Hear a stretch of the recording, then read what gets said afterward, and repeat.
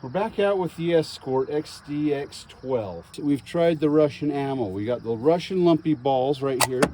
Holy crap. So we're going to test those things out in this for patterning. We know that it's going to handle the high brass stuff and the Russian stuff, okay? So if it's handling that, it should handle almost anything, right?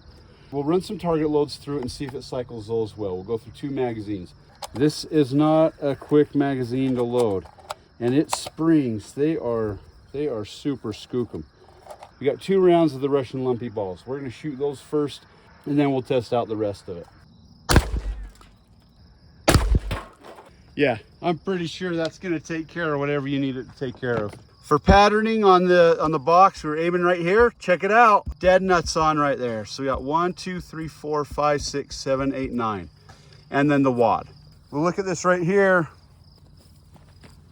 Now when you look at it coming out of the back, most of them made it through that hit it. I'd say, looks like all of them, except for this one right here, and the one that hit this real heavy metal right here. The Russian lumpy balls are completely effective self-defense rounds. No questions. What we want to test out here, oh, probably got to dump the mag. All right, now that looks like it should hold 30 rounds. It's only got 5 in it. 70mm projectiles. Standard AR controls. So I'm just going to slap that. Well, it went boom when I pulled the trigger. I really just want to see the patterning on this. And it's patterning really nicely. All right, got a jam. Low brass.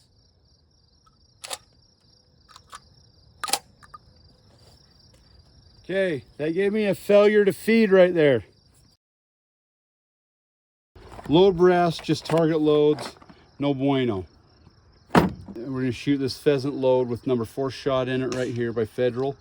And then we're gonna follow it with number 5 shot from Remington. We wanna see if it cycles these all the way through so we can tell if this is gonna be an excellent field gun or not. I'm gonna put one of these pheasant loads in here, and that's more to just see about cycling and how the next round cycles in. Then we're gonna put this tactical double-aught buck load from Federal. We're gonna put that in the top. We've got this called the heavy game load.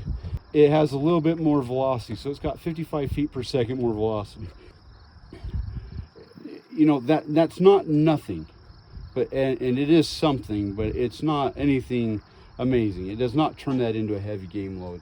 These guys, these are heavy game loads. These are just low brass, a little extra powder in them.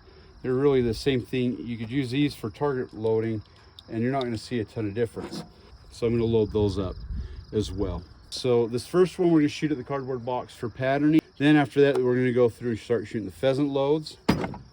And last but not least, then we're going to go in and see if we have better luck with this low brass. Okay, this time you're going to have a little different aim.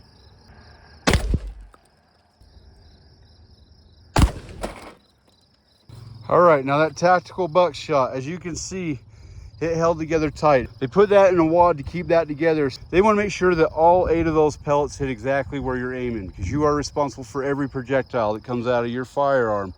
Now right here, it shot a little bit low, but the benefit of being a shotgun and that spread, it peppered this whole thing.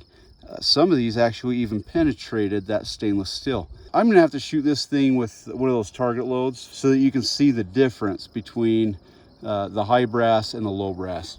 All right, the 2-round mag does not freely drop. You actually have to strip it from the firearm. We are going to be shooting the high brass pheasant loads. I'm just going to shoot them into the dirt, just for function only.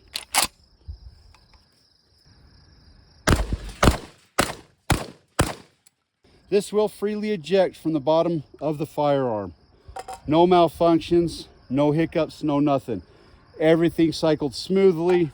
That hold open did not engage, but it did engage when I manually did it. Now we're going to test these heavy game load low brass.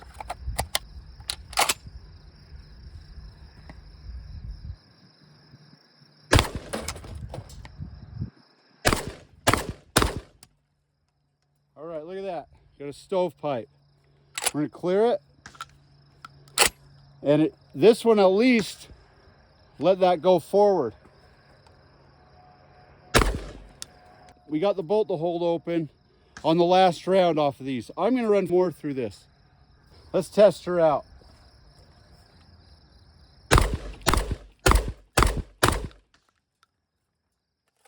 Cycled them all perfectly.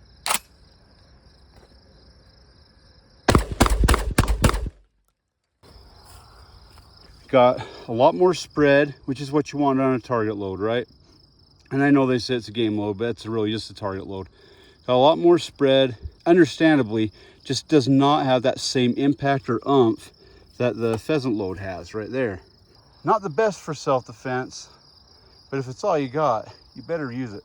Well, I'm super stoked for being able to test this out and be able to shoot a few different types of ammo out of it. What I was able to verify was that this thing loves high brass. And I don't know if it was just in my head, even just hitting the bolt release right here with the high brass, it seemed that it took it in easier. Don't ask me why, I don't know why.